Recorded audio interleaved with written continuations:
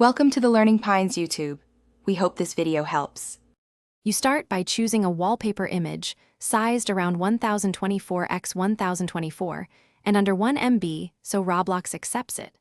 Once that's ready, open Roblox Studio and load your place, making sure Explorer and properties are visible. Next, decide whether you want a decal applied directly to a part or a surface GUI with an image label for pixel-perfect placement. This choice affects control and scaling, so pick the method that fits your scene and performance needs.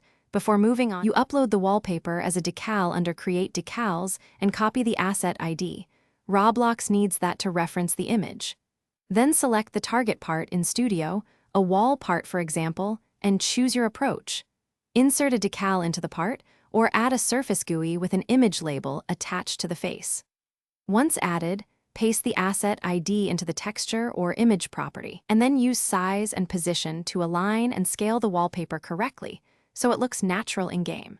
You finish by testing in play mode to confirm the wallpaper aligns from multiple camera angles and looks crisp.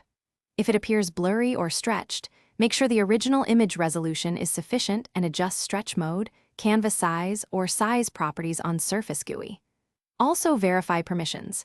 If the decal is private or uploaded under a different account, players may not see it. Set it public or use the same account. Once stable, save and publish the place so the wallpaper is live for players. Thanks for watching. Consider subscribing if we helped you.